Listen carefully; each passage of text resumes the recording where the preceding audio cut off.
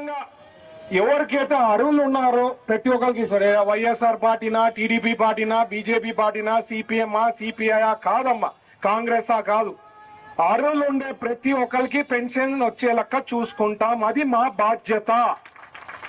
ఇంకోటి నేను చెప్తున్నా, అర్హులు లేని వాళ్ళు మాత్రం పెన్షన్ కట్ అవుతుంది. అది కూడా గుర్తుపెట్టుకోండి. ఎందుకంటే అది చాలా ఇంపార్టెంట్. ఫస్ట్ కి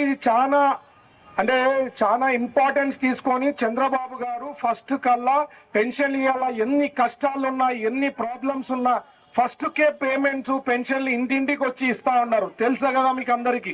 అంతకుముందు పెన్షన్లు డేట్లు కూడా ఎగిరిపోయి 10 రోజుల తర్వాత కూడా వచ్చిన రోజులు ఉన్నాయి. ఇంకా ఎక్కువ చెప్పాలంటే చంద్రబాబు గారు మొన్న లాస్ట్ టైం పెన్షన్ సండే వస్తుంది, ఒక రోజు పోస్ట్పోన్ చేయగలుగుతామా అంటే సార్ ఏం చెప్పారంటే ఒక రోజు పోస్ట్పోన్ కాదు, ఓ రోజు ప్రీపోన్, అంటే ముందు రోజు ఇవ్వండి, 31కే ఇవ్వండి అని చెప్పి డిక్లేర్ చేసిన థాట్ ప్రాసెస్ మా చంద్రబాబు గారిది.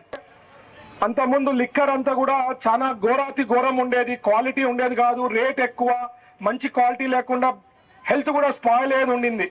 బట్ ఇప్పుడు మొన్ననే ఎక్సైజ్ పాలసీ ఇచ్చారు.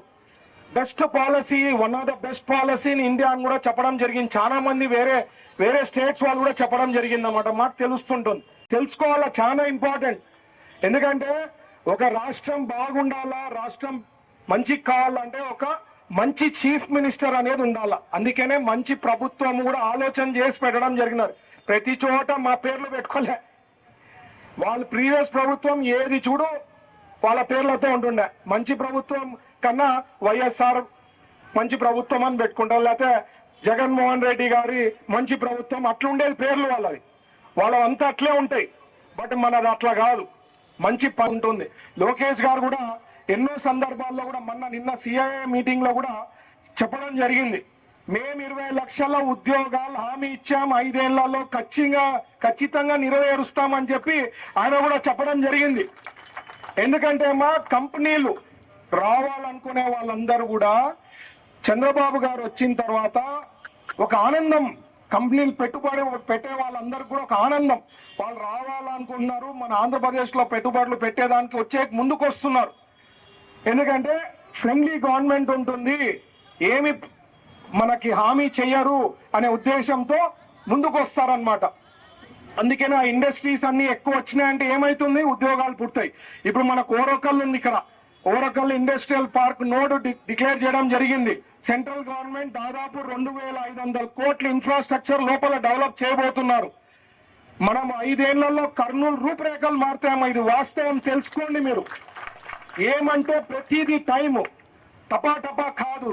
ఇట్లా అనుకుంటే బ్లింక్ ఆఫ్ ది ఐ అంటే అయిపోవు. But step by step guarantee పనులు అవుతాయి. స్లోగా అయినా కానీ పర్ఫెక్ట్ గా అవుతాయి అనేది నమ్మకం మీరు పెట్టుకోండి అనేదే నా సైడ్ నుంచి రిక్వెస్ట్ చేసేది. ఇప్పుడు తీసుకోపోయి చెత్తనంతా ఒక చోట వేస్తున్నారు, అదేమో పెరుగుతా పోతుంది, ఒక విలేజ్ అంత సైజులో అయిపోతుంది. సో ఆ చెత్తను కూడా మనం రీసైకిల్ చేసి మంచి పవర్, గ్రీన్ ఎనర్జీ ఇచ్చే లెక్క మనం ప్లాన్ చేసుకోవాలా. అది కూడా వర్కౌట్ చేయండి కమిషనర్ గారు, చాలా ఇంపార్టెంట్. దానికి కూడా ఉన్నారు చాలా మంది ముందుకు వచ్చి చేస్తానన్నారు. తర్వాత స్మార్ట్ సిటీ కమిటీ అనేది ఒకటి ఉంది. నేను ఈ రోజే మాట్లాడిన కమిషనర్ గారితో కూడా, దాదాపు దాంట్లో 2-3 కోట్లు ఉన్నాయి. పర్వాలేదు, అది డబ్బుల విషయం కాదు. స్మార్ట్ సిటీ కమిటీలో కూడా చైర్మన్ గా నేను రామశంకర్ నాయక్ గారిని కూడా ఈ రోజు రిక్వెస్ట్ చేసిన, సార్ మీరు వస్తే బాగుంటుంది, కర్నూలులో కలెక్టర్ గా చేసిపోయినారు, మీరు చైర్మన్ గా ఉంటే మీరు కూడా పుష్ చేసేదానికి మీ ఎక్స్పీరియన్స్ కూడా మాకు, ఎందుకంటే పెద్ద లీడర్లు, మంచిగా ఆలోచనలు ఉండే లీడర్స్, అంటే గవర్నమెంట్ లో పెద్దగా ఉండే పొజిషన్ లో ఉన్నారంటే మనకు పనులు బాగా జరిగేదానికి అవకాశం ఉంటుంది. కాబట్టి నేనే రామశంకర్ నాయక్ గారు కూడా కోరుకోవడం జరిగింది. ఆయన కూడా ఇమీడియట్ గా, లేదు సార్ మీరు చెప్పారు కదా, నేను ఇమీడియట్ గా జాయిన్ అవుతానన్నాను. కమిషనర్ గారు కూడా చెప్పడం జరిగింది. సో అది కూడా రివైవ్ చేసి ఏమేమి ఉన్నాయో, ఎంత బెస్ట్ గా చేయాలా, సిటీని ఎంత మంచిగా గ్రో చేయాలా, బ్యూటిఫుల్ గా చేయాలా అనే ఉద్దేశం నాకు ఆల్రెడీ ఉంది. ఇంకా బెటర్ గా కన్సల్టెంట్స్ కూడా ఉన్నారు వరల్డ్ లో, వాళ్ళని కూడా ఎక్స్పీరియన్స్ తీసుకొని మనము ఏ రకంగా, అంటే ఇప్పుడు ఏ రకంగా ఉంది కర్నూలు, ఏ రకంగా తీసుకోపోవాలా, ఏం ఇష్యూస్ పోతుంటే అక్కడ అది బాలే, ఇక్కడ వైర్ బాలే, అట్లా కాకుండా ఇంకా మోర్ సిస్టమేటిక్ గా చేయాలని కన్సల్టెంట్స్ ని కూడా పిలిచబోతున్నాం.